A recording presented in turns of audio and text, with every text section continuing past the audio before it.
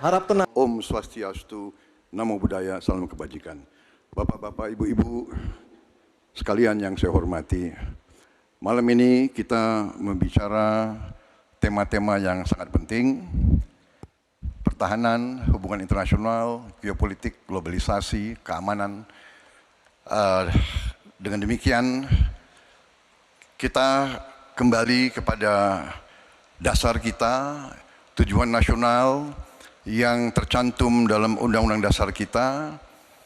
Dalam pembukaan Undang-Undang Dasar 1945 tercantum sangat tegas bahwa tujuan nasional kita yang pertama adalah melindungi segenap bangsa Indonesia dan seluruh tumpah darah Indonesia. Jadi fungsi dari negara yang pertama adalah melindungi, berarti pertahanan. Saudara-saudara, kita memahami negara kita sangat besar, sangat kaya, ratusan tahun negara-negara dari jauh datang ke Nusantara ini untuk intervensi, untuk mengganggu, untuk adu domba, dan untuk mencuri kekayaan kita. Sampai kita merdeka, kita pun harus berhadapan dengan kekayaan alam kita diambil dengan murah. Karena itu, untuk kita menjadi negara makmur, untuk kita menjadi negara sejahtera, untuk rakyat kita hidup layak, punya pekerjaan layak, kita harus menjaga kekayaan kita. Kita harus menjaga, dan habis itu kita harus mengelola kekayaan kita. Saudara-saudara sekalian, politik luar negeri kita secara tradisi sejak awal kita merdeka adalah bebas aktif, adalah non-blok, tidak memihak, tidak ikut blok-blok, tidak ikut fakta. Ini akan saya teruskan. Dengan hubungan baik dengan semua kekuatan, kita bisa mengamankan kepentingan nasional kita. Saudara-saudara sekalian, 1000 kawan terlalu sedikit, 1 lawan terlalu banyak. Kita akan menjalankan politik tetangga baik. Saudara-saudara sekalian, kita bertekad harus punya pertahanan yang kuat. Mungkin ada yang asal bicara tanpa data, ya kan? Mungkin didorong oleh ambisi yang menggebu-gebu sehingga tidak objektif. Saudara-saudara sekalian, saya sebagai Menteri Pertahanan berpegang kepada doktrin, kepada strategi nasional, dan semuanya adalah atas dasar kepentingan bangsa dan rakyat Indonesia, dan saya mampu mempertanggungjawabkan, dan saya berkeyakinan hanya dengan pertahanan yang kuat kita akan dihormati, kita akan menjaga kepentingan nasional kita.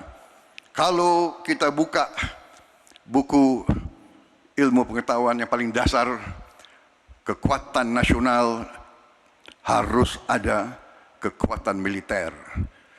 Tanpa kekuatan militer, sejarah peradaban manusia mengajarkan bahwa bangsa itu akan dilindas seperti di Gaza sekarang ini.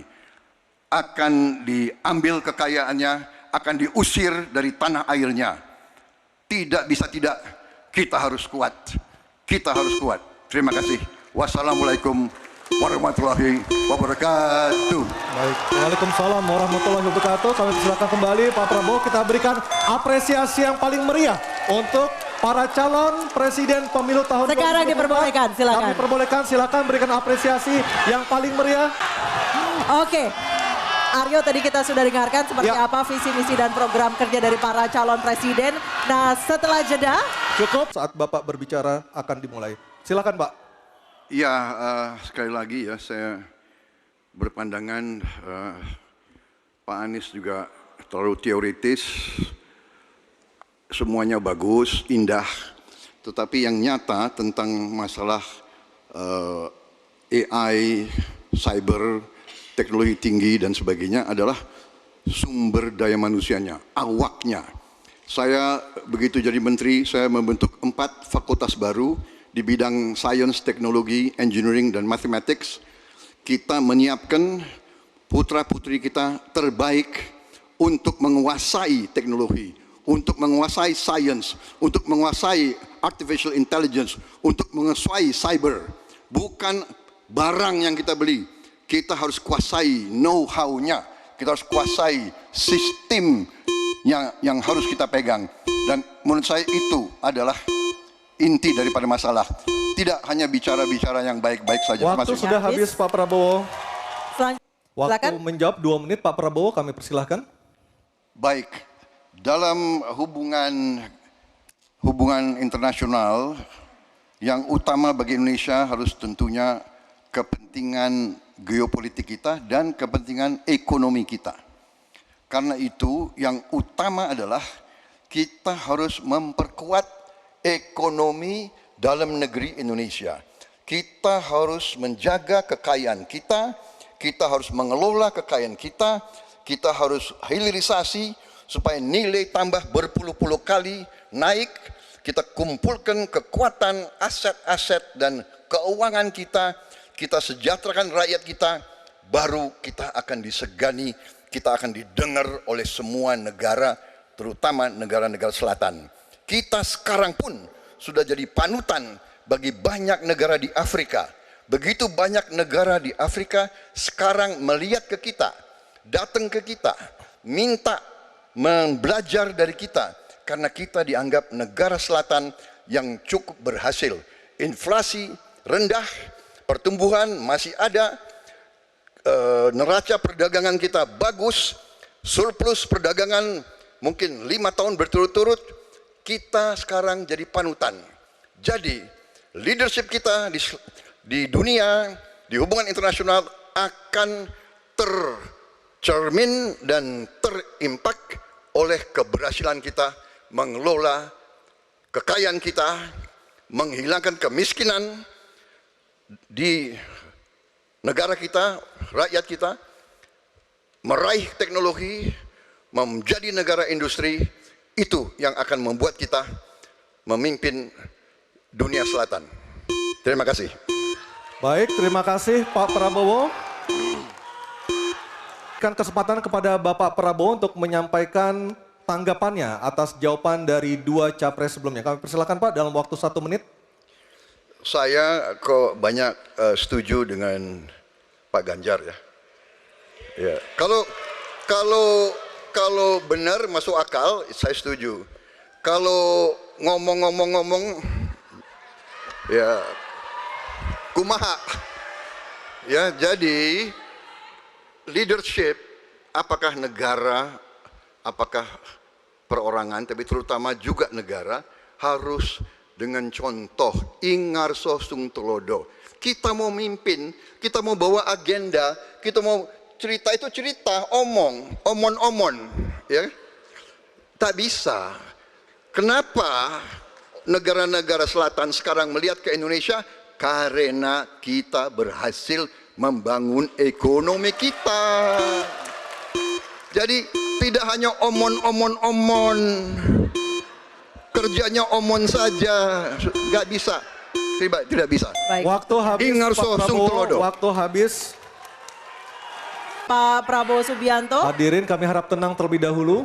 ada waktunya untuk menanggapi jawaban dari Capres nomor urut 3. Waktu Bapak 1 menit dimulai ketika berbicara. Baik ya, sekali lagi saya harus mengatakan, saya kok banyak sependapat dengan Pak Ganjar.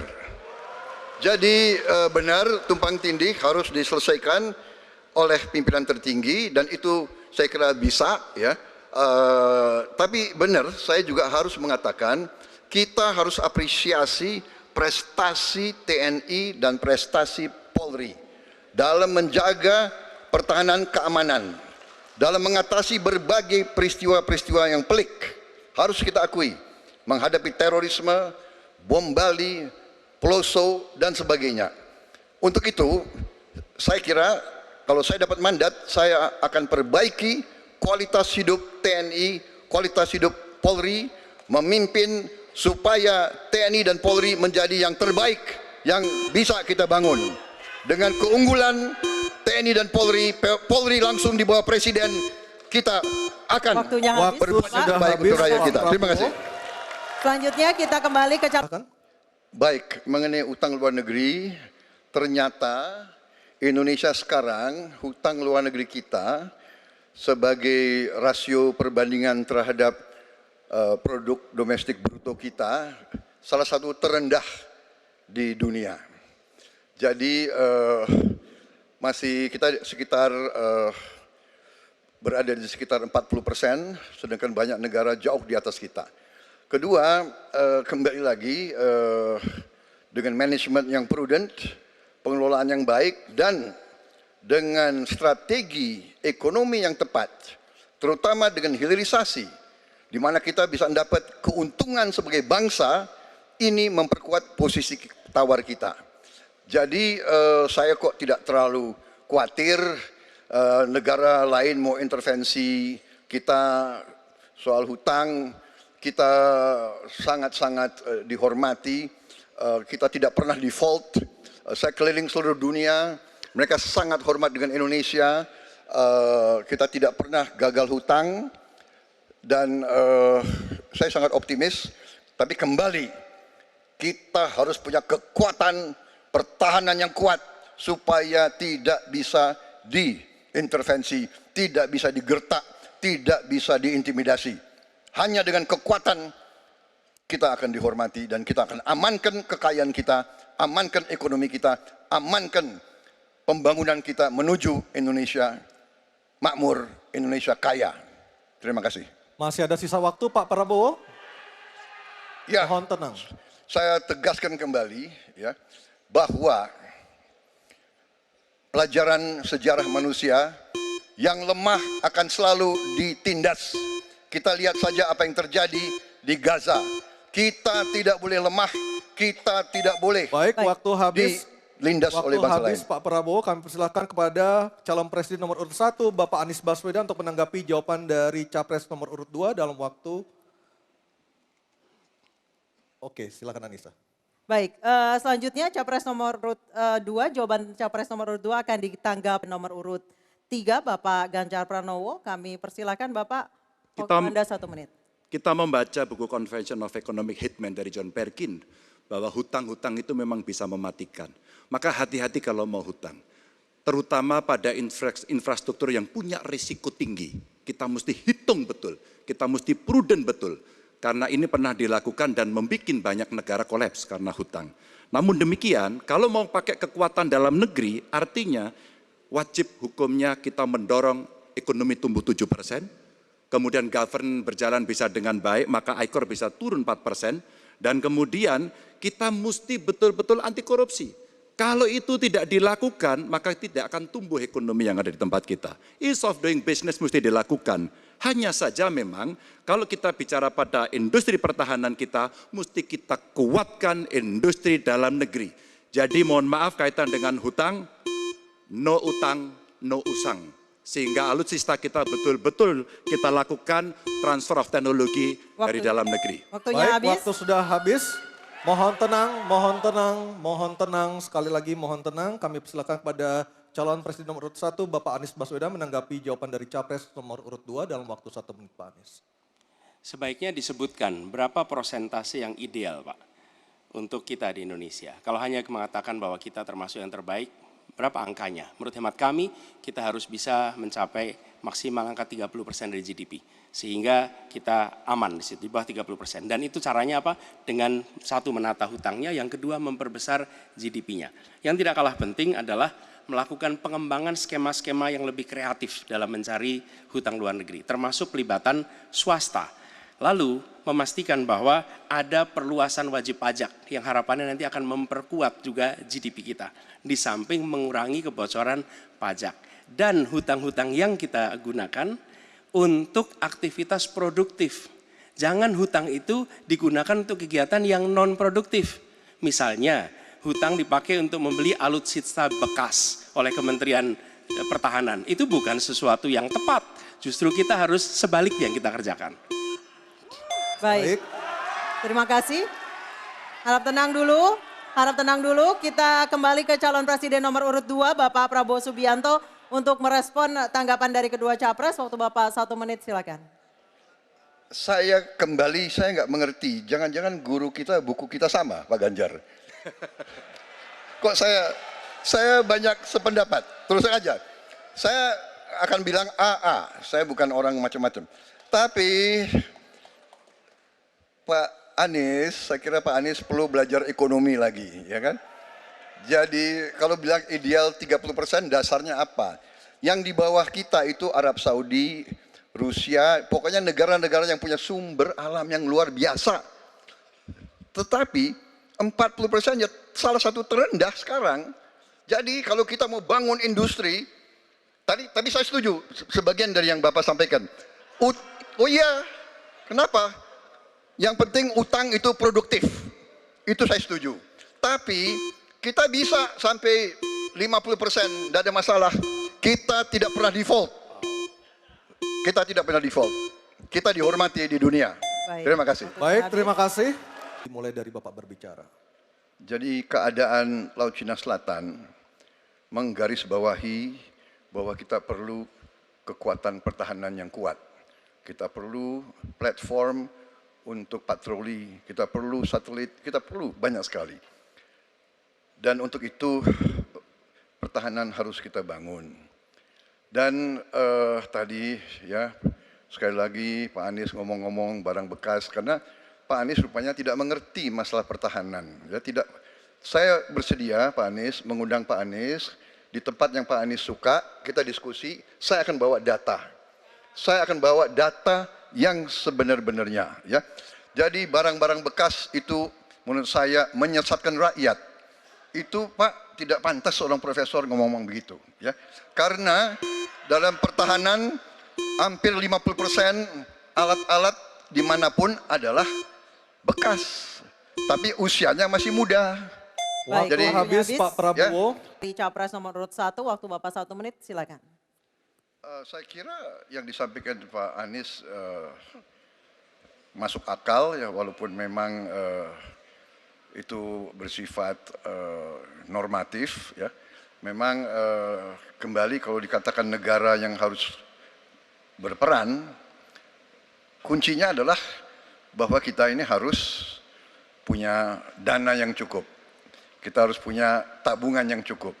Kita harus punya sovereign wealth fund yang cukup. Untuk itu kita harus punya laba yang cukup. Kita harus punya neraca perdagangan yang positif. Kita harus punya tabungan yang banyak. Dan untuk itu hanya bisa dilakukan dengan hilirisasi, dengan penghematan, dengan efisiensi, dengan penerimaan pajak yang baik dan yang efisien. Saya kira itu. Baik, terima kasih Pak Prabowo. Kepada calon presiden nomor urut 2, Bapak Prabowo Subianto untuk menjawab pertanyaan dari Bapak Anies. Waktu Bapak 2 menit dimulai ketika berbicara, silakan. Saya sependapat bahwa semakin tinggi, semakin kompleks, memang kepemimpinan itu butuh nilai. Nilai-nilai yang sangat fundamental. Pertama, nilai adalah cinta tanah air. Kedua, kejujuran. Ketiga, kebersihan yang Bapak bolak-balik ngomong. Harus memberi contoh. Tidak boleh korupsi dengan bentuk apapun. Jadi saya sependapat harus ada kepemimpinan berdasarkan nilai. Ya. Jadi hubungan dengan etik benar. Ya, kita harus beretik dengan benar. Ya, jujur. Apa yang kita katakan itu ya yang ada di hati kita. Jangan lain di mulut, lain di hati. Mohon. Dan harus cinta tanah air. Pertahanan ini sakral bagi kita. Ini menyangkut keselamatan kita. Jangan karena ambisi pribadi kita menghasut dan menyesatkan rakyat. Itu etik yang tertinggi. Saudara Profesor Anies Baswedan. Itu etik yang tertinggi. Kebersihan jiwa. Kejujuran. Kesetiaan kepada rakyat. Sekali lagi, jangan karena ambisi pribadi kita menyesatkan rakyat, kita menghasut rakyat, kita membahayakan pertahanan keamanan rakyat. Kasihan prajurit-prajurit yang sedang berjuang untuk menjaga kita. Polisi-polisi yang menjaga kita, kasihan. Kalau ada calon-calon pemimpin yang kerjanya hanya menghasut saja. Waktu habis, terima kasih Pak Prabowo. Mohon. Dan 1 menit silakan Bapak. Jadi saudara-saudara, semua data yang saudara ungkapkan itu keliru semua. Jadi saya bersedia kita duduk, kita buka-bukaan, ya.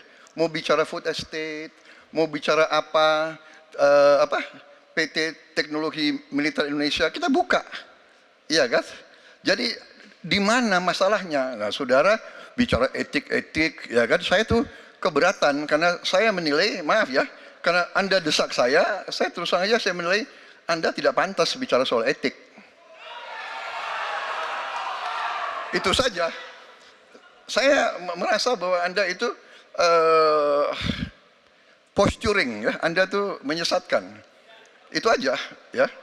Saya boleh berpendapat kan?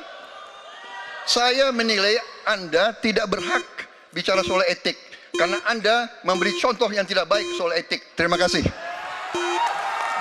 Mohon tenang, mohon tenang. Oke. Harap tenang, kita sudah sepakat Bapak Ibu yang ada di ruangan. Baik, sekarang saatnya kita... Baik, Pak Ganjar. Pak Ganjar mengatakan bahwa anggaran pertahanan kita sebaiknya naik 1-2%. Dan bahwa kita harus membangun industri pertahanan dalam negeri yang kita utamakan.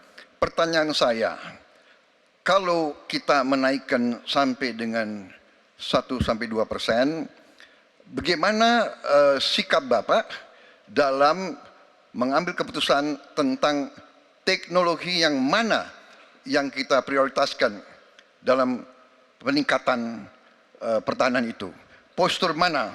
Daratlah, lautlah, udara, atau ketiga-tiganya, atau kita mengarah ke teknologi yang lebih canggih lagi? Terima kasih. Baik, masih ada waktunya Bapak? Cukup. Baik. Pak Prabowo waktunya 1 menit. Baik, terima kasih Pak Ganjar. Kesempatan saya bisa menjawab. Jadi, alat perang itu usianya kurang lebih 25-30 tahun. Pesawat terbang, kapal perang, dan sebagainya. Jadi, bukan soal bekas dan tidak bekas, tapi usia pakai. Ya. Kemudahan. Jadi pesawat, umpamanya pesawat Mirage 2005 yang ada di Qatar, yang rencananya kita ingin akuisisi, itu usia pakainya masih 15 tahun, Pak. Dan teknologi ini mengarah kepada yang lebih canggih. Kita menuju ke yang canggih, yang terbaru.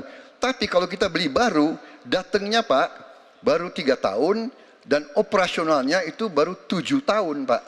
Nah, sementara 3-7 tahun ini, kita perlu deterrent, kita perlu kemampuan. Itu maksudnya latar belakang. Jadi, saya kira itu yang bisa saya jelaskan, tapi waktu yang singkat Baik, tidak cukup. Baik, Bapak. waktu sudah habis. Saya kembali ke Capres nomor... Saya cukup kaget karena beberapa hari yang lalu calon wakil presiden Bapak menyampaikan bahwa negara kita tidak dalam keadaan perang, sehingga untuk apa kita harus beli alat-alat perang. Tapi hari ini Bapak mengatakan Bapak setuju dengan kenaikan anggaran 1-2%. Jadi itu saya minta ketegasan. Yang kedua, ya sekali lagi data-data yang Bapak pegang adalah keliru, dan juga Pak Ganjar tadi juga banyak kelirunya. Saya sangat transparan, dan semua partai yang mengusung Bapak, Profesor Anies, mendukung APBN, berarti mendukung program saya. Termasuk PDIP di Komisi 1. Waktu habis Baik, Pak Pak, Prabowo. Pak Anies.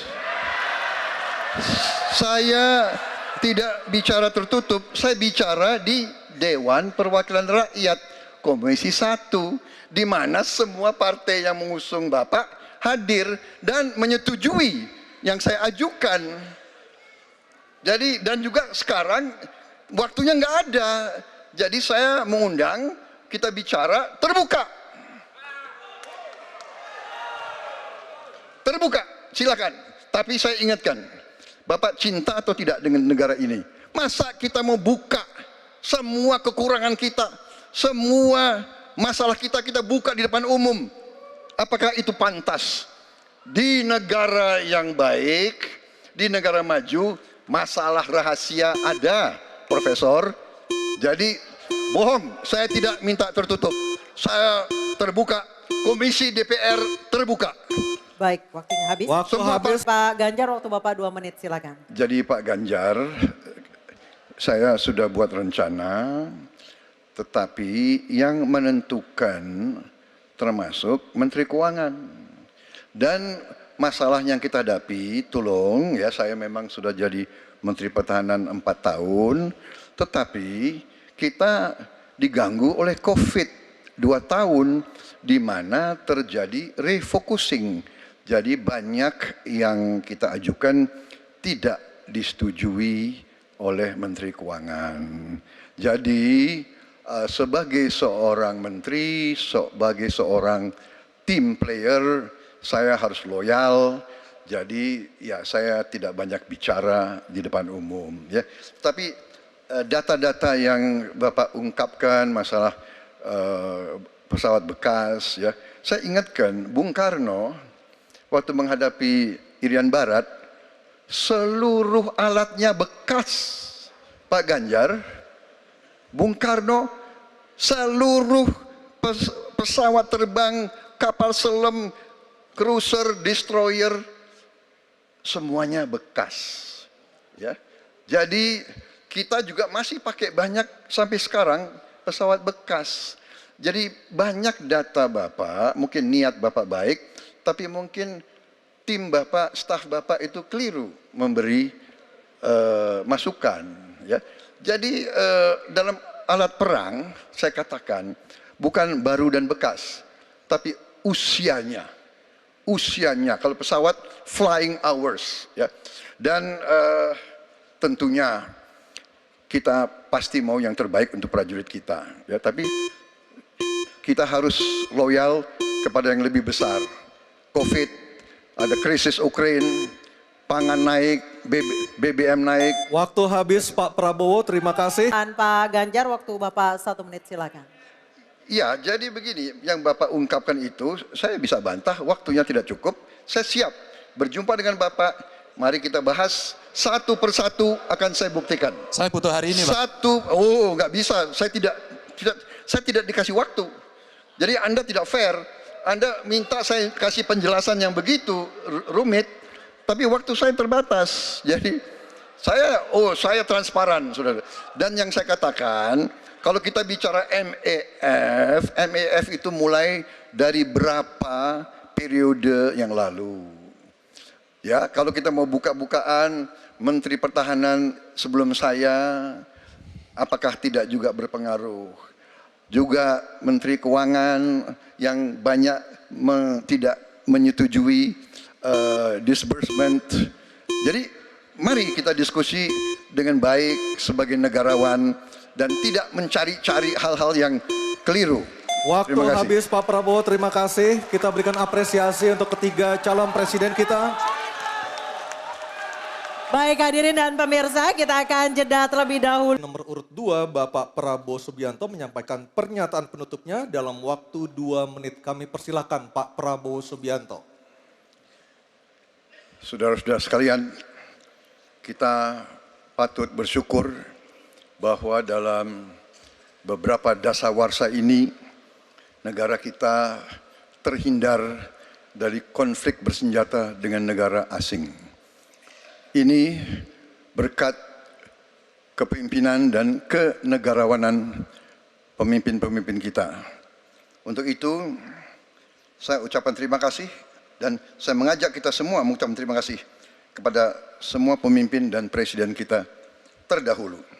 Juga saya bertekad manakala saya menerima mandat dari rakyat untuk tetap menjalankan politik bebas aktif, non-blok, menghormati semua negara, menjadi tetangga baik bagi semua negara di kawasan kita, menjaga jarak yang tidak terlalu jauh tapi juga tidak terlalu dekat dengan semua kekuatan menjalin kerjasama ekonomi.